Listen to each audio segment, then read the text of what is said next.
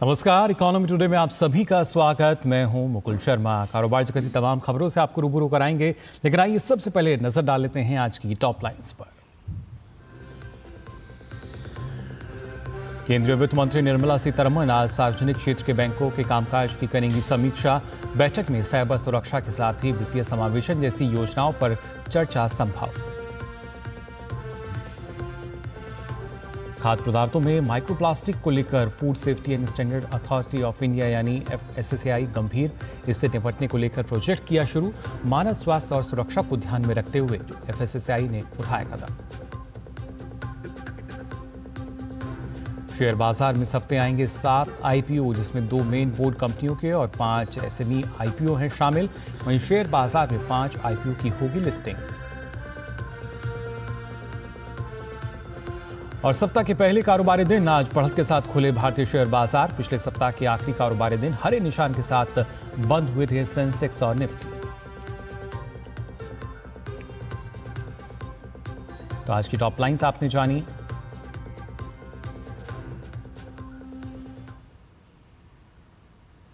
और आइए सबसे पहले बात करते हैं। दरअसल आज केंद्रीय वित्त मंत्री निर्मला सीतारमण सार्वजनिक क्षेत्र के बैंकों और क्षेत्रीय ग्रामीण बैंकों के साथ समीक्षा बैठक करेंगी।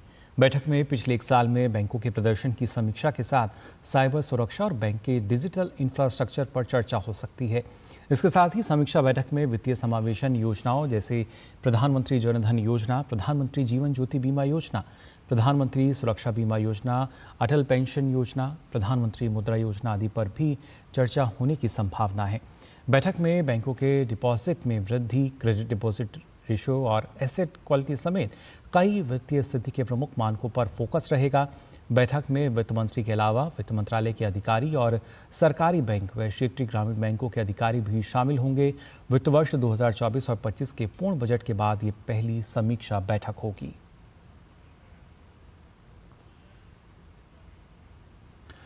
और अब आगे बढ़ते हैं। एक और अच्छी खबर अर्थव्यवस्था के लिहाज से। दरअसल पिछले 1 दशक में भारतीय खिलौना उद्योग में जबरदस्त उछाल आया है। सरकार की कई सकारात्मक पहलों के चलते भारत ने खिलौनों के निर्यात में उल्लेखनीय प्रगति दर्ज की है।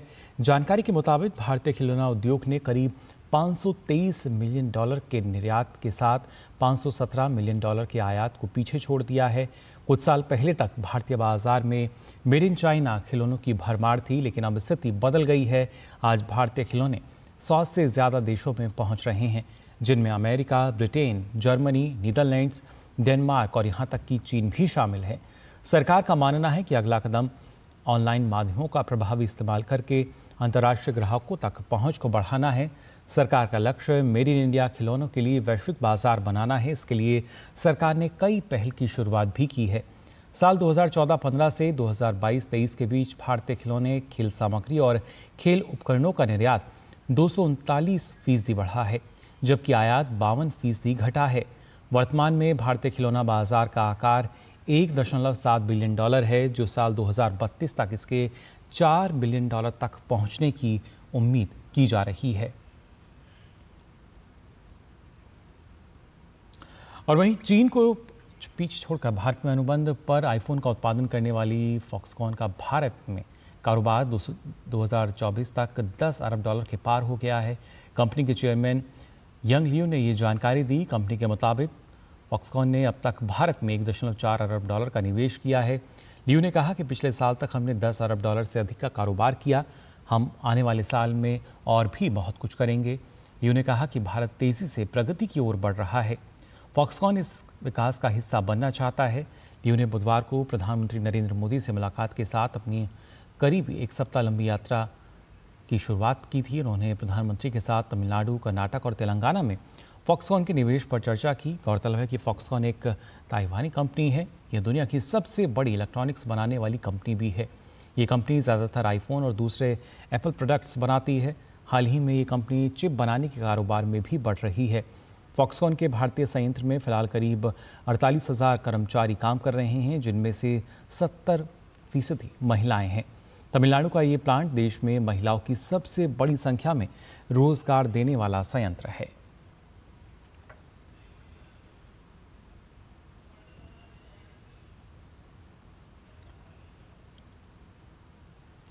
और आइए अब नज़र डालते हैं कारोबार जगत पर भी। सबसे पहले बात करेंगे गिफ्ट निफ्टी की। जो यहाँ क्या स्थिति गिफ्ट निफ्टी की बनी हुई है, आप देख सकते हैं किस अंकों की बढ़त नज़र आ रही है, जिसके बाद ये 24,650 पर कारोबार करता हुआ नज़र आया है।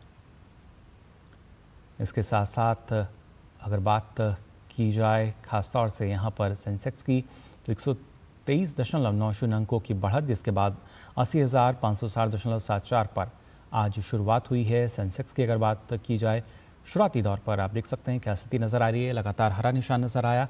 और वहीं निफ्टी 50 की अगर हम बात करें तो यहाँ भी 65 से अधिक अंकों की तेज़ी देखने को मिल रही है, जिसके बाद ये 24,606.40 पर कारोबार करता हुआ नज़र आया है। और इसी के साथ ही अगर बात की जाए टॉप गेनर्स की, जी हाँ, जहाँ लगातार हरा निशान नज़र आ रहा है, इसमें आप देख सकते हैं BPCL, ONGC, Shriram Fin, NTPC, Titan, जहाँ फिलहाल हरे निशान के साथ कारोबार हो रहा है। और टॉप गेनर्स के बाद टॉप लॉसेस की अगर बात की जाए, जहां लाल निशान के साथ आप देख सकते हैं काम होता हुआ नज़र आ रहा है HDFC life, M&M, Grasim, Tata Motors, Nestle India, जहां फिलहाल लाल निशान के साथ कारोबार होता हुआ देखा जा सकता है।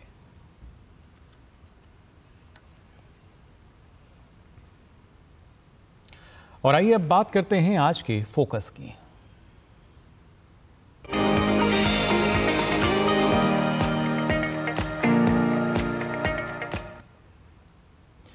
देश की अर्थव्यवस्था को बाकी सेक्टर्स की तरह स्पेस सेक्टर भी एक मजबूती प्रदान कर रहा है, जिस वजह से स्पेस इकोनॉमी के अगले 10 वर्षों में 5 गुना बढ़ने की उम्मीद है, जिससे न सिर्फ आत्मनिर्भर भारत को बढ़ावा मिलेगा, साथ ही विकसित भारत की तरफ भी हम तेजी से बढ़ सकेंगे।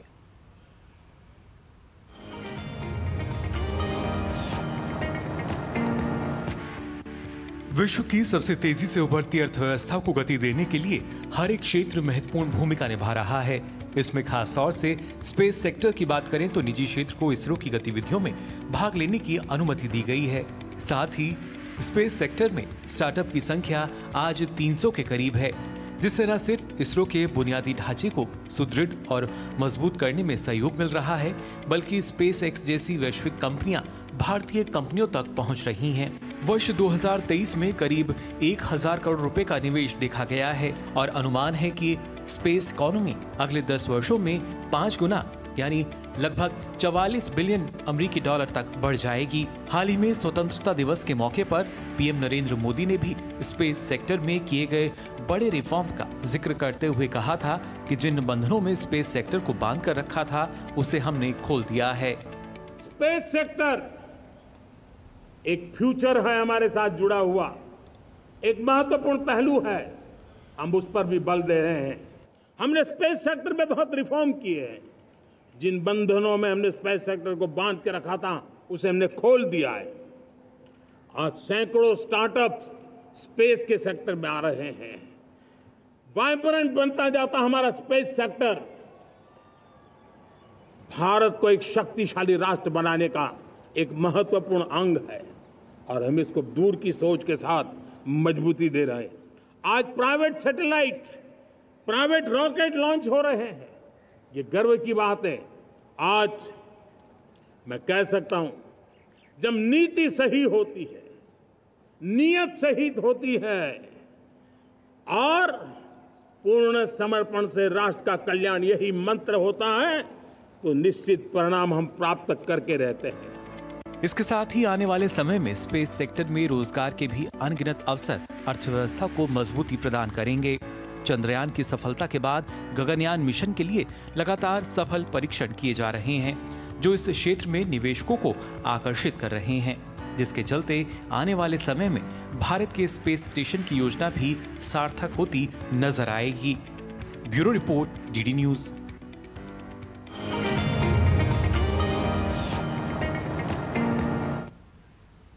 तो जाना आपने किस तरीके से स्पेस इकोनॉमी जो है वो 5 गुना तक बढ़ सकती है अगले कुछ सालों की अगर बात की जाए, लेकिन किस तरीके से ये सब कुछ होगा, कितना लाभ इस पर हमें मिलेगा, इस पर चर्चा के लिए आइए रुक कर लेते हैं। हमारे साथ खास मेहमान जुड़े हैं, स्पेस एक्सपर्ट हैं रतन श्रीवास्तव जी। बहुत बहुत स्वागत आपका रतन जी इकोनॉमी टुडे में।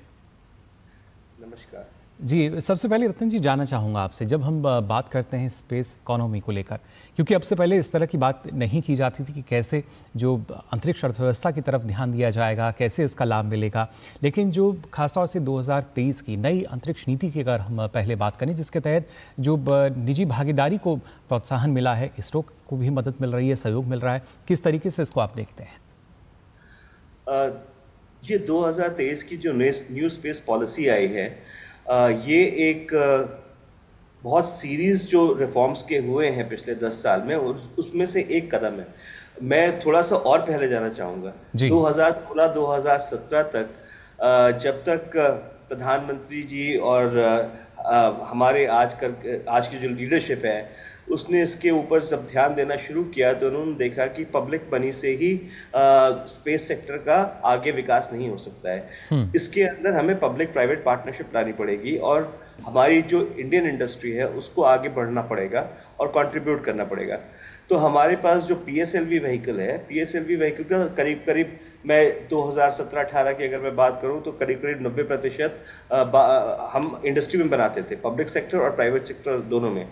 सरकार ने उस समय एक फैसला लिया कि हम इसको प्राइवेट सेक्टर और पब्लिक सेक्टर को दे देंगे, ताकि जो इसरो का काम है वो एक एजेंसी का काम होना चाहिए। जैसे चंद्रयान है, गगनयान है, रिसर्च एंड डेवलपमेंट, वैलिडेशन है, नई टेक्नोलॉजी डेवलप करना है, वो ये काम कर सकें जी। तो जब प्राइवेट और पब्लिक सेक्टर दोनों का इसमें कंट्रीब्यूशन शुरू हुआ तो ये एक पहला कदम था। उस कदम से बढ़ते स्टार्टअप्स आए। स्टार्टअप्स जीरो करीब स्टार्टअप हुआ करते थे 10 साल पहले। अगर आप देखें, ये 16-17 में 1 या 2 हुआ करते थे स्टार्टअप। आज की तारीख में करीब 300 से ऊपर स्टार्टअप्स हैं, जिसमें से अग्निकुल, स्काई रूट, जिन्होंने ऑलरेडी सब ऑर्बिटल लॉन्च कर लिए हैं। तो ये एक सीरीज ऑफ रिफॉर्म्स हैं, उनमें से एक बहुत बड़ा मील का पत्थर था new space policy. New space policy से 2-3 चीजें जो नई हुई हैं वो आप जानते ही हैं। एक इन स्पेस बना।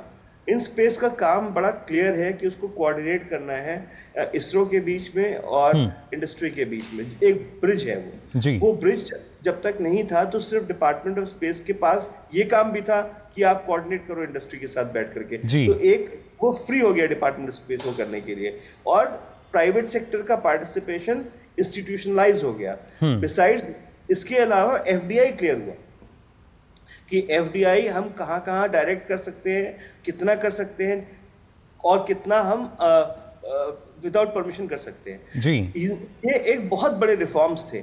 इसकी वजह से हमने ये देखा कि करीब 2020-21 में हमारा स्पेस सेक्टर का कंट्रीब्यूशन करीब 10 बिलियन था जी, और 2 या 3% का हमारा ग्लोबल ट्रेड का हम हिस्सा थे जी। अब हम करीब 13 बिलियन हो जाएंगे, अगले साल तक 13 बिलियन हो जाएंगे हम।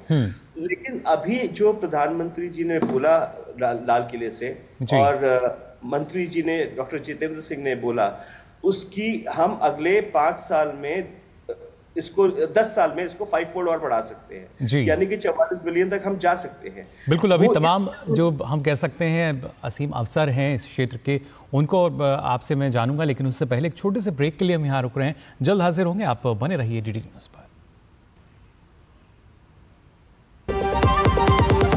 इसी जान जो है सारे घर की दुलारी, उसकी सुरक्षा और स्वास्थ्य है हम सबकी जिम्मेदारी। 5 साल से कम उम्र के बच्चों को दस्त से बचाने के लिए तैयार है परिवार।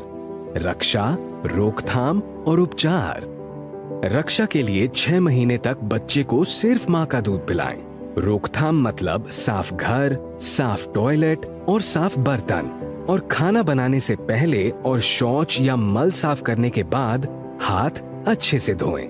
उपचार के लिए जब बच्चे को दस्त लगे तो उसे तुरंत ORS का घोल पिलाएं और 2 हफ्ते तक जिंक की गोली दें। दस्त होते ही अपने नजदीकी स्वास्थ्य केंद्र से जल्द संपर्क करें।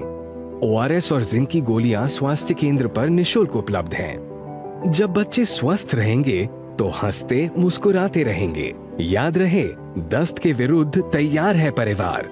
रक्षा, रोकथाम और उपचार।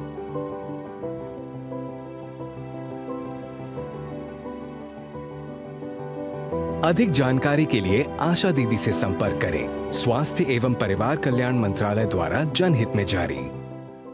बात जब पीढ़ियों के लिए बनने वाले घर की हो तो जिम्मेदारी बड़ी हो जाती है। गैलेंट समझता है ये जिम्मेदारी। अब डबल एम रिब्स के साथ गैलेंट एडवांस TMT रीबार, निर्माण का रियल हीरो। तो ब्रेक के बाद आप सभी का एक बार फिर स्वागत इकोनॉमी टुडे में। ब्रेक पे जाने से पहले हम चर्चा कर रहे थे किस तरीके से स्पेस इकोनॉमी जो है वो देश की अर्थव्यवस्था को लगातार मजबूती प्रदान कर रही है। रतन जी लगातार हमारे साथ बने हुए हैं। रतन जी, हम यहाँ अगर जब हम बात करते हैं अर्थव्यवस्था के लिहाज से, अब जैसे आपने कहा कि पहले खासतौर से इन स्पेस का गठन किया गया, फिर न्यू स्पेस अब हम देखते हैं, या तमाम जो स्टार्टअप्स आ रहे हैं, लेकिन इसके चलते जब अर्थव्यवस्था की हम बात करते हैं उसको किस तरीके से मजबूती मिल रही है? अर्थव्यवस्था की मजबूती के लिए देखिए पूरा एक इकोसिस्टम होना चाहिए। अगर हम, जैसे आपने स्टार्टअप के बारे में बात की अभी, तो स्टार्टअप को ट्रेन टेक्निकल मैन पावर चाहिए। ट्रेन टेक्निकल मैन पावर जो हमको कैसे मिलेगी अगर हमारे देश में उसके लिए कहीं कोई इंस्टीट्यूशन नहीं होगा। तो हमारे पास, भारत उन बहुत कम देशों में से है जहाँ पे स्पेस टेक्नोलॉजी की अपनी एक इंस्टीट्यूशन है, IIST Thiruvananthapuram, Indian institute of space technology Thiruvananthapuram, जहाँ पे हम सिर्फ स्पेस टेक्नोलॉजी पढ़ाते हैं। तो वो एक फीडर संस्था बन गई कि वहाँ से ट्रेन टेक्निकल मैन पावर निकल रही है, और वो ट्रेन टेक्निकल मैन पावर हमारे स्टार्टअप्स में जा रही है, इंडस्ट्री में जा रही है। एक वो हो गया। दूसरा हमारा हो गया MSMEs। तो जब इसरो ने जहाँ जहाँ जो सेंटर बनाए, जैसे कि बैंगलोर में सैटेलाइट बनाने का उन्होंने सेंटर बनाया, तो वहाँ पर एक पूरा क्या कहना चाहिए इंडस्ट्रियल इकोसिस्टम उन्होंने स्पॉन किया कि जो उसके कंपोनेंट्स है, असेंबलीज है, सब असेंबलीज हैं, वो वहाँ बन सकती है। तो वो जो इकोसिस्टम उन्होंने बनाया था, इंक्यूबेट किया था जी, वो इकोसिस्टम जैसे हैदराबाद में, तिरुवनंतपुरम में जैसे कि हमारा रॉकेट टेक्नोलॉजी का रिसर्च होता था, तो वहां से इंडस्ट्री को एक ग्रोथ का मौका मिला। और जब तक हम जितने ये मूविंग पीसेस होते हैं, जैसे आपका टेक्नोलॉजी हो गया, ट्रेन मैन पावर हो गया, इकोसिस्टम हो गया, SMEs हो गया, इंडस्ट्री हो गया, पूरा एक इकोनॉमिक सिस्टम पूरी तैयारी हो रखी थी। सिर्फ हमको एक पॉलिसी इंटरवेंशन चाहिए था कि पॉलिसी इंटरवेंशन अगर हो जाए और सरकार की तरफ से एक क्लियर हो जाए कि हम पैसा कहाँ इन्वेस्ट कर सकते हैं और वो इन्वेस्टमेंट कितना फ्रीली कर सकते हैं, वो जब क्लियर हो गया, जैसे मैंने आपको बताया न्यू स्पेस पॉलिसी की वजह से जी इन स्पेस का गठन हुआ, NSIL नई एक संस्था बनी। बिल्कुल। तो ये सब मिल करके एक ऐसा ताना बाना तैयार हुआ कि हम आज की तारीख में बोल सकते हैं कि हम इसको अगले 10 साल में 44 बिलियन पे पहुंचा देंगे। जी बिल्कुल रतन जी, लेकिन क्या ये नीतियों को ही परिणाम हम मान सकते हैं कि स्पेस एक्स जैसी जो वैश्विक स्तर पर इतनी बड़ी एजेंसियां हैं वो कहीं ना कहीं अब भारत का रुख कर रही हैं, भारत से जुड़े जो स्टार्टअप हैं, स्पेस से जुड़े हुए, उन तक पहुंच रही हैं? देखिए, नीति सबसे पहली जरूरी चीज है। अगर नीति नहीं हुई, सरकार की नीति नहीं हुई, तो हमें पता नहीं हम क्या कर सकते, क्या नहीं कर सकते। तो सरकार का जो इरादा हुआ कि हमें स्पेस सेक्टर को खोलना है, हमें अपनी नीति को ऐसे बनाना है कि हम इसके अंदर प्राइवेट सेक्टर का पार्टिसिपेशन कर सके, तो ये बहुत ज़रूरी था, क्योंकि डिमांड तो एक्सेस कर रही थी। इंडिया में जो डिमांड है इस समय स्पेस से रिलेटेड, फॉर एग्जांपल टेलीकम्युनिकेशन हो गया, टेलीमेडिसिन हो गई, सैटेलाइट कम्युनिकेशन हो गया, अब आपका टेरेस्ट्रियल टीवी हो गया, तो हमें हर चीज़ के लिए डिमांड तो बहुत ज़्यादा थी, लेकिन वो डिमांड कैसे मीट की जाए, तो सप्लाई साइड की जो रिक्वायरमेंट थी, वो सप्लाई साइड की रिक्वायरमेंट नीति की वजह से खुली। और आज अगर स्पेसएक्स आना चाहता है, स्टारलिंक अपना लेकर के आना चाहता है, तो वो इसलिए लेकर के आना चाहता है क्योंकि वो डिमांड है, इकोनॉमी ग्रो कर रही है और वो डिमांड और बढ़ती जाएगी। तो जो प्रोजेक्शन है डिमांड का कि भाई अगर कम से कम इसमें 5% हर साल बढ़ रहा था, अभी 5% से ज्यादा बढ़ेगा। स्टारलिंक अगर लेकर के आएगा तो आप सोचिए, मान लीजिए स्टारलिंक को अगर परमिशन मिल जाती है आने की, तो हम देश के कोने कोने में पहुंच जाएंगे। यहाँ जैसे कि रिमोट कॉर्नर्स है, नॉर्थ ईस्ट इंडिया का रिमोट कॉर्नर है, मान लीजिए अरुणाचल प्रदेश है, जो हमें सुविधाएं मिल रही हैं दिल्ली में, अगर वही सुविधाएं अरुणाचल प्रदेश में मिल सकती हैं सैटेलाइट के माध्यम से, तो वो बहुत बड़ी चीज़ है, क्योंकि डिमांड साइड एग्जिस्ट कर रहा है। और इसके साथ साथ अगर देखा जाए तो एक ना सिर्फ मजबूत बल्कि टिकाऊ, उसके साथ साथ लॉन्चपैड के रूप में भी हम अब देख सकते हैं और उसी वजह से एक बूम जो है वो हम मानकर चल रहे हैं कि स्पेस इकोनॉमी फिलहाल नज़र आएगा। और जैसा भी आपने भी कहा कि आने वाले अगर 10 वर्षों की भी हम बात करें तो उसमें 5 गुना से ज़्यादा की वृद्धि देखने को मिलेगी, करीब करीब 44 बिलियन अमेरिकी डॉलर तक ये जो स्पेस इकोनॉमी है पहुंच सकती है। फिलहाल बहुत बहुत शुक्रिया रतन जी आपका हमारे साथ जुड़ने के लिए। तो जाना आपने किस तरीके से अंतरिक्ष क्षेत्र से जुड़ी जब हम बात करते हैं अर्थव्यवस्था को लेकर तो वहाँ पे तमाम संभावनाएं हैं, अवसर हैं जिसमें लगातार और आगे हम बढ़ते जा रहे हैं। वहीं जब हम बात कर रहे हैं रोज़गार को लेकर तो रोज़गार के मोर्चे पर एक और अच्छी खबर है। तेज़ आर्थिक वृद्धि और कंपनी संचालन पर बढ़ते जोर के बीच भारत को 2030 तक करीब 1 लाख कंपनी सचिवों की आवश्यकता होगी। ये कहना है कंपनी सचिवों के शीर्ष निकाय ICSI का। वर्तमान में 73,000 से अधिक कंपनी सचिव हैं। कंपनी सचिव विभिन्न वैधानिक आवश्यकताओं के साथ कंपनियों के अनुपालन को सुनिश्चित करने में कॉर्पोरेट प्रशासन ढांचे में महत्वपूर्ण भूमिका निभाते हैं। भारतीय कंपनी सचिव संस्थान यानी ICSI के अध्यक्ष B नरसिम्हा का कहना है कि आज देश की अर्थव्यवस्था को देखने के नज़रिए में महत्वपूर्ण बदलाव आया है और कंपनी सचिव भारत को दुनिया के सबसे पसंदीदा निवेश स्थलों में से एक बनाने में महत्वपूर्ण भूमिका निभा रहे हैं। उन्होंने हाल ही में एक समाचार एजेंसी से बातचीत के दौरान कहा कि भारत को 2030 तक करीब 1 लाख कंपनी सचिवों की आवश्यकता होगी। विभिन्न अनुमानों के मुताबिक भारत के 2030 तक 60 ट्रिलियन अमेरिकी डॉलर की अर्थव्यवस्था बनने की उम्मीद है। इस साल जनवरी में वित्त मंत्रालय की एक रिपोर्ट में भी कहा गया था कि वित्तीय क्षेत्र और हालिया और भविष्य के संरचनात्मक सुधारों के दम पर आने वाले वर्षों में भारतीय अर्थव्यवस्था के लिए 7% से अधिक की दर से बढ़ने की उम्मीद है। तो लगातार बेहतर संकेत मिल रहे हैं जिस वजह से विश्व में तेज़ी से उभरती अर्थव्यवस्था उसी मोमेंटम को लगातार आगे बढ़ा रही है। अब आइए नजर डालते हैं कारोबार जगत से जुड़ी कुछ और अहम खबरों पर फटाफट अंदाज में। भारत और ऑस्ट्रेलिया व्यापक मुक्त व्यापार समझौते के लिए अगले दौर की बातचीत आज से सिडनी में शुरू करेंगे। इस बातचीत में दोनों पक्षों के बीच समझौते से जुड़े कई मुद्दों पर सहमति बनने की संभावना है। एक अधिकारी ने ये जानकारी दी, दोनों देश पहले से ही एक अंतरिम समझौता लागू कर चुके हैं और व्यापक आर्थिक सहयोग समझौते के तहत इसका दायरा बढ़ाने पर चर्चा कर रहे हैं। खाद्य नियामक FSSAI ने खाद्य उत्पादों में माइक्रोप्लास्टिक यानी प्लास्टिक कण की मिलावट का पता लगाने के तरीके विकसित करने के लिए एक प्रोजेक्ट शुरू किया है। इसके तहत माइक्रोप्लास्टिक प्रदूषण को एक उभरता हुआ खतरा माना गया है जिस पर तत्काल ध्यान देने की जरूरत है। इस हफ्ते 7 IPO खुलने जा रहे हैं, वहीं 5 IPO की लिस्टिंग भी होगी। इस हफ्ते जिन 7 कंपनियों के IPO खुलेंगे उनमें 2 मेन बोर्ड कंपनियों के और 5 SME IPO हैं। इनमें Interarch Building Products Limited, Orient Technologies Limited, Forcas Studio Limited, Braceport Logistic Limited, Ideal Technoplast Industries Limited, QVC Exports Limited और रिसोर्सफुल ऑटोमोबाइल लिमिटेड शामिल हैं। जिन 5 IPO की लिस्टिंग होगी उनमें सरस्वती सारी depot limited, solve plastic product limited, brooch life care hospital limited, sunlight recycling industries limited और positron energy limited शामिल हैं। सार्वजनिक क्षेत्र की भारत पेट्रोलियम कॉर्पोरेशन अगले 5 साल में 1.7 लाख करोड़ रुपए का निवेश करेगी। कंपनी यह निवेश अपने मुख्य कारोबार तेल शोधन और ईंधन बिक्री को बढ़ाने के साथ साथ पेट्रो रसायन और ग्रीन एनर्जी जैसे नए क्षेत्रों में करेगी। BPCL के पास वर्तमान में देश की कुल तेल शोधन क्षमता का करीब 14% और ईंधन खुदरा नेटवर्क का लगभग 1/4 हिस्सा है। देश की सबसे बड़ी 2 व्हीलर बनाने वाली कंपनी हीरो मोटोकॉर्प को 17 करोड़ रुपए से अधिक का टैक्स नोटिस मिला है। कंपनी को ये नोटिस दिल्ली GST अधिकारियों से मिला है। कंपनी ने एक्सचेंज फाइलिंग में ये जानकारी दी है। हीरो मोटोकॉर्प का कहना है कि कंपनी को दिल्ली सरकार के GST अधिकारी के कार्यालय से वित्त वर्ष 2019 और 20 के लिए इनपुट टैक्स क्रेडिट की अस्वीकृति के मामले में 17 अगस्त 2024 को एक आदेश प्राप्त हुआ है।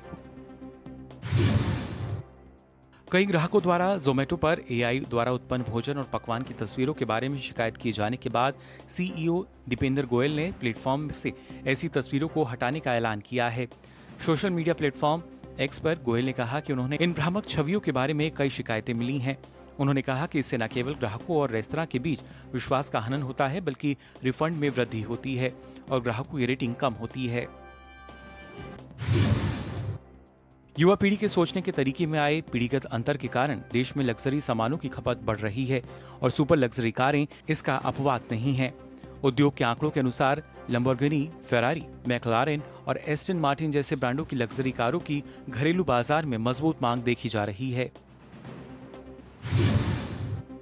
अमेरिका से टेक प्रमुख एप्पल इंक भारत में अपना चौथा आईफोन असेंबली प्लांट लगाने के लिए तैयार है, जिसे इसके प्रमुख अनुबंध निर्माता टाटा इलेक्ट्रॉनिक्स द्वारा बनाया जा रहा है। इसमें नवंबर में उत्पादन शुरू होने की उम्मीद है। उद्योग संगठन confederation of all India traders ने रक्षाबंधन के अवसर पर पूरे देश में 12,000 करोड़ रुपए के त्योहारी कारोबार का अनुमान जताया है। उद्योग संगठन का कहना है कि राखी की खरीदारी के लिए बाजारों में भारी भीड़ देखी जा रही है और लोग त्योहार को लेकर काफी उत्साहित हैं। संगठन ने ग्राहकों से भारतीय उत्पादों के साथ त्योहार मनाने का आग्रह किया है। फास्ट मूविंग कंज्यूमर गुड्स यानी एफएमसीजी कंपनियों को उम्मीद है कि आने वाली तिमाहियों के दौरान उनकी बिक्री में अच्छी ग्रोथ देखने को मिलेगी। एफएमसीजी कंपनियों का मानना है कि ग्रामीण बाजारों में मांग में सुधार और अच्छे मानसून का बिक्री पर सकारात्मक असर दिखेगा। Hindustan Unilever, ITC, Dabur, Britannia, Emami और नेस्ले जैसी कंपनियां रोजमर्रा के उपयोग वाला उपभोक्ता सामान बनाती हैं और ये उनके लिए अच्छी खबर है। तो जाना आपने कारोबार जगत में आज क्या कुछ खास। फिलहाल के लिए इकोनॉमी टुडे में बस इतना ही, लेकिन देश और दुनिया की तमाम खबरों के लिए आप देखते रहिए डीडी न्यूज़। आगे देखिए न्यूज़ एट 10। मुझे दीजिए अनुमति। नमस्कार।